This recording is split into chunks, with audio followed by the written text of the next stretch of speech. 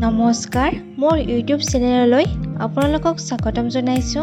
আজি মই আপোনালোকৰ বাবে লৈ আহিছো বুট ভজাৰ ৰেচিপি। এই বুট ভজাৰ ৰেচিপিটো এবাৰ খালে আকৌ খাবলৈ মন যায়। তেন্তে বলক মই কেনেদৰে বনাওঁ চাও আহকচোন।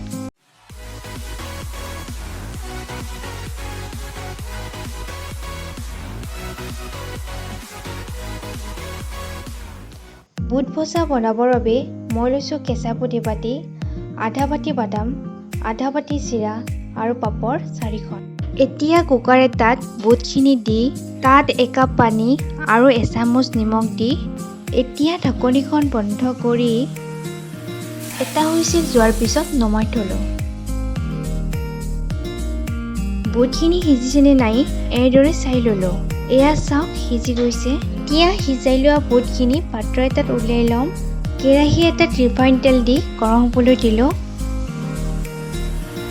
তেলখিনি গৰম হোৱাত মধ্যমীয়া জুইত ৰাখি পাপৰকেইখন এখন এখনকৈ ভাজি ল'ম।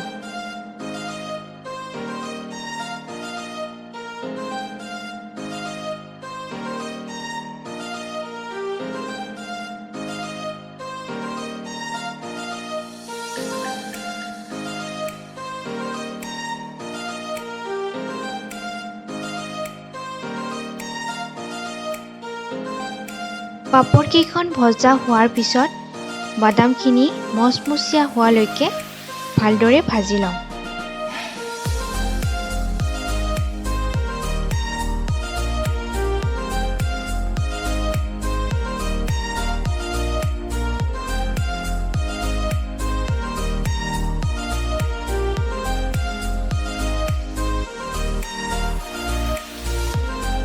তাৰ পিছত চিৰাখিনিও এনেদৰে ভাজি ল'ম।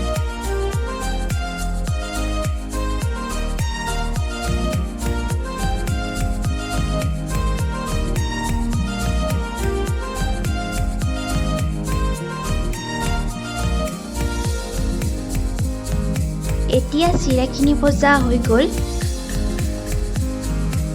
এতিয়া পাত্ৰ এটাত সিজাই লোৱা বুটখিনি দিলোঁ। তাৰ পিছত সৰু বাটিৰে আধা বাটি কেঁচা মগু দিলোঁ। ভাজি লোৱা বাদাম, চিৰা, সৰুকৈ কাটি লোৱা পিঁয়াজ, কেঁচা জলকীয়া আৰু সৰুকৈ কাটি লোৱা আদা দিলোঁ। আকৌ তাত মই ক'লা নিমখ আৰু বগা নিমখ দুয়োবিধ মিহলাই এচামুচ দিলোঁ। এচামুচ মিঠাতেল দি ভাজি থোৱা পাপৰকেইখন এনেদৰে ভাঙি লৈ গোটেইখিনি ভালদৰে হাতেৰে মিহলাই ল'লোঁ।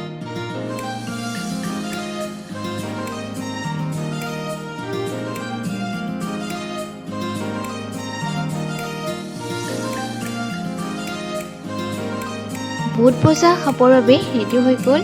মই বনোৱাৰ দৰে আপোনালোকেও বনাই খাব পাৰে আৰু বনাই খাই কেনেকুৱা পায় কমেণ্ট কৰি জনাব। যদি মোৰ ভিডিঅ'টো আপোনালোকে চাই ভাল পালে তেতিয়া লাইক কৰিব, শ্বেয়াৰ কৰিব আৰু মোৰ চেনেলটো ছাবস্ক্ৰাইব কৰিব নাপাহৰিব।